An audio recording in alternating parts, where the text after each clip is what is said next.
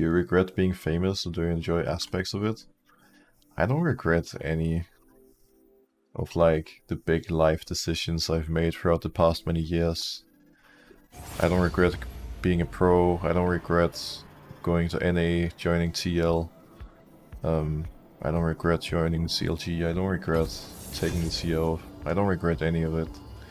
The way I look at it is that everything I've gone through has made me who I am today. There's been a lot of learning lessons, I've gotten a lot of experience, and I don't think my personality has changed that much compared to when I was in school. Maybe that's wrong. My friends would probably be able to tell me, but I would like to think so. But I just think I've grown so much as a person. And in terms of like being more of a popular person and famous, I mean, I'm not famous to the extent where I can't walk on the street without people noticing me. Like, don't get me wrong, it does happen occasionally that I'm out with friends or just go to the grocery store and there's someone who comes up to me because they know who I am. That even happens here in Denmark, but it's not that extreme. I think one of the tricky parts for me being a public person has been to not get affected by what people would say about me online in periods. Like, I've had periods as a pro where it didn't affect me at all, and I've had periods where it affected me a lot. Especially because people purely judge you off of how you play, what they can see on screen when you play official games, and nothing else. And even when you watch a game of LEC or LCS or even at Worlds, fans think they have the full picture and they know exactly what's happening on the team, exactly what players are best and how everything functions. But you know less than 50% of the story. Fans don't see how the daily structure is on the team. They don't see which players are helping lift up the spirits and bring a good atmosphere, which players are working the hardest, which players are the best teammates, the best communicators, the best leaders. They see nothing. All you see is what happens in League of Legends without hearing the communication. And I think that's been frustrating to me sometimes. And I've actually seen it on other teams as well. Like, I would see a team where someone isn't performing that well individually, but that person would hard carry the team in terms of communication. It's just no one knew. I knew because I was in the scene and I knew the team well, but the fans didn't know, so that player just got flamed to oblivion by Reddit and Twitter and whatever. And that type of stuff I think is a shame. I like it more in CSGO, where they actually have full clarity around which player is the in-game leader, because the in-game leader in CSGO is never expected to be the one who like hard carries and wins all the duels or goes for the big plays. They're just expected to bring the team together and make the team better as a whole, while obviously still playing well individually, don't get me wrong, right? But I think, yeah, a lot of that stuff being like kind of secret and hidden for absolutely no reason it's kind of annoying as a player. People are going to be people no matter what. Most lean towards the negative before they see the positive. Well, it's always like that, right? Most people who go and type things on the internet often do it because they have a problem they want to discuss, like something they're emotionally invested in a negative way. Which is why, you know, forums and stuff are always going to be a pretty toxic place a lot of the time, because people just go and, you know, type when they're angry. When you're a fan, you don't even see the entire game, you're seeing what the broadcasters are showing at the time. That's also true. The leagues also have a big focus on creating storylines, because storylines are a big part of what makes it exciting for fans, but sometimes storylines are being taken to such extremes, it's so out of control that it can really hurt certain players. It can also be the opposite, obviously. Sometimes they hype up someone like absolutely crazy, but it can go both ways. But yeah, I don't know. Like, there's good and bads to everything, right? And to go back to the initial question, if I mind being a public figure, like, it's been hell for me at times, sure. But I think it brings positives as well. And I wanted to play Set, but he's actually banned. And more than anything now, I see being a public figure. Well, I've always seen it as an opportunity to do something good and to try to be a good example and a good role model and like just be someone that I would want to look up to myself. And I don't say that to like speak highly of myself or anything, because maybe I'm not even close to being that person, but that's always who I've wanted to become, what I wanted to be. Because when I was young and I played football, my big idol was Steven Gerrard, who played for Liverpool and the English national team. And the reason I liked him so much was that he wasn't only an amazing player, but every single time Gerrard appeared in an interview or in any team setting connected to his teams, like he came across as such a great and down-to-earth guy, such a great captain, and I think all those human values are really, really important as well. Like, obviously esports and sports it's about competition, it's about entertainment, but I think, you know, being a good person as a public figure is like almost more important than anything else. And a lot of people would completely disagree with that, but that's the way I've always looked at it. It's funny too, because the moments where I've been able to feel that my mom has been the most proud of me, it hasn't been when we won the LEC or when people called me one of the best junglers in the world, or when we went to the world final, or like any of those things. Like, sure, she cared about them because I did, but the moments that my mom have clearly, and she even specifically have told me this before, has been the most proud of me, was when I had like a good interview or I did something good for other people or whatever. And I guess it's part of the way that she brought me up as well, that those have been so big focus points, but yeah, it's just really important. They're gonna see me on the sword.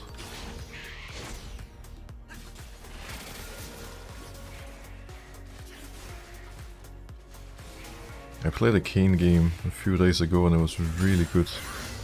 I hope we can repeat that here.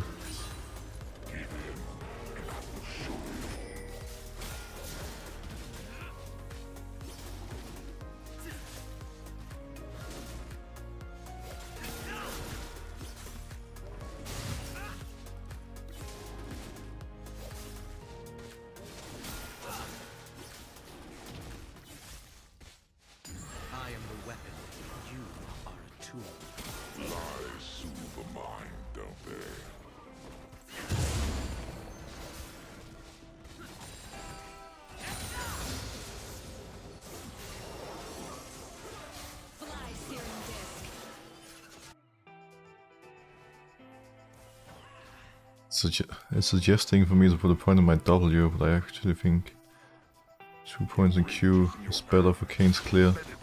Oh, hello, Bambi. What are you doing here?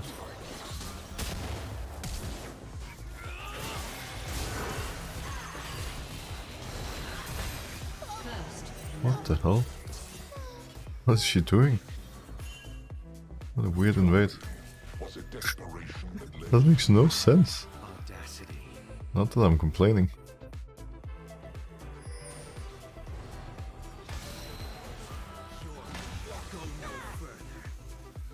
I think she saw it. Oh, good E actually.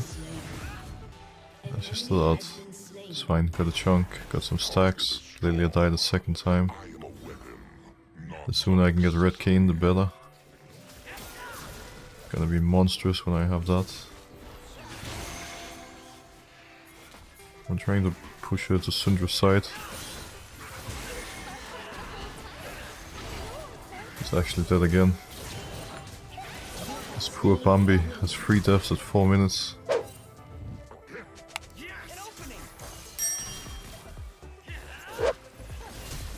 They can't help her with Riven. They can't really fight this guy either.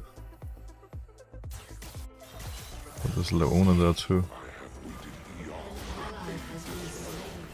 Ravenous Hydra. Let's go. Lilia already has lucidity. I'm gonna go for boots as well, so I can match her at least a little bit on speed. We can go fight again soon. I'm actually not really ahead of Lilia, because she got those 2 kills.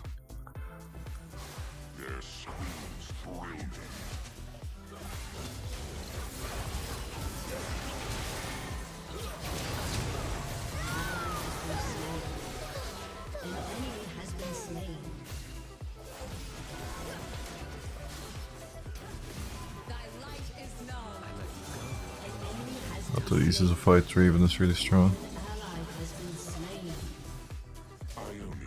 Does Lilia give red or blue stacks for Kayn? Lilia is a melee champion now, meaning she gives red stacks. That's why I have almost exclusively red ones. Which is really nice, actually. Made the matchup a little bit better for red Kayn players. I don't really want to base before I can transform, if possible. Need to go fight a bit. Can do in a moment. Lilia's moving bot side.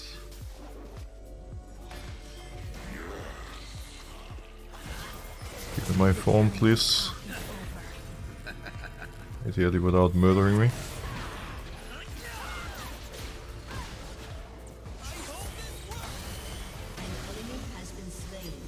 I think he thought I would flash into his Ezreal ult. Nope, I was waiting. Stuff. Red Kayn before minute 10, we're living the dream. I'm gonna need plated steel caps versus them. But I won't get that yet, I need to get Hydra first before anything else.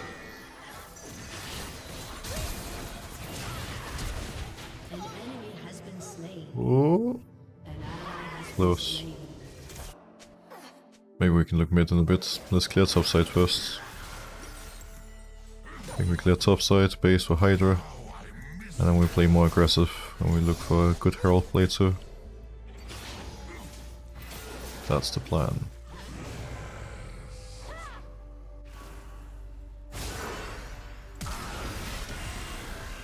Oh, the Morde ult. Oh, kill is a kill. Or base.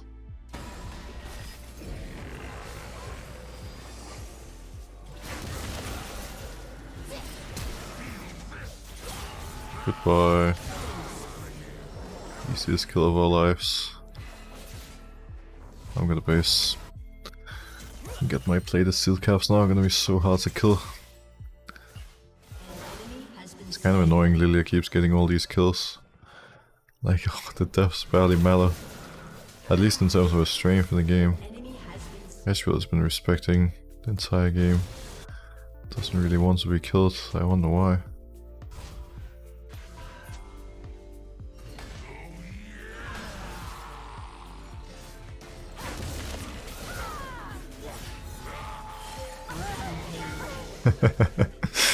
Oh, Riven wanted to tank a death.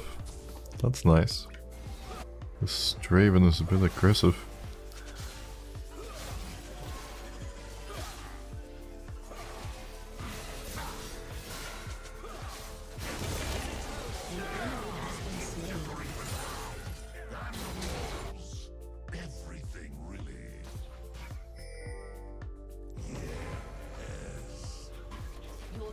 Give me this.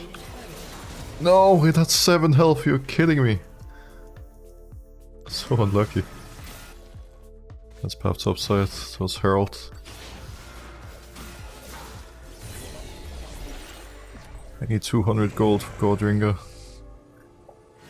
200 gold, guys. Oops. It's party bot, so I'm just gonna Herald mid quick.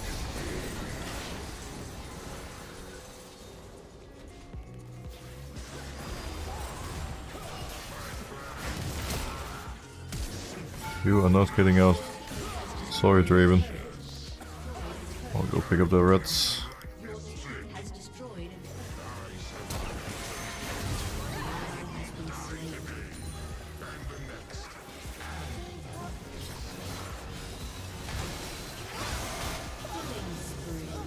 Got him.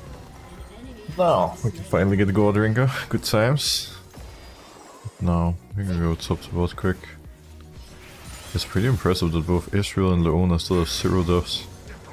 While their team is dying this much. I feel kinda bad for them. Poor people are getting trolled.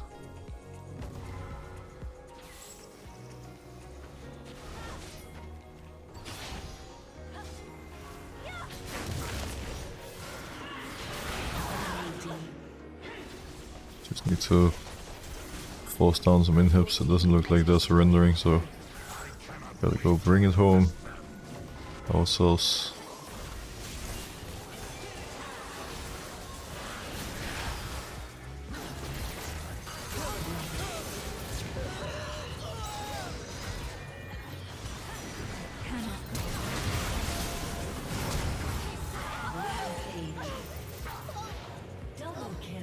Nice. My ult is back up now. Perfect. There it is. Look at the beautiful sight. You ready for it? Yep, that's right. That's a victory screen. Amazing. I never get tired of seeing that. Now we can honor... Well, honor Nami. I'm pretty sure this is a Viego one trick was also filled. Seeing auto-filled players staying focused and playing to win always makes me very happy, makes me very proud.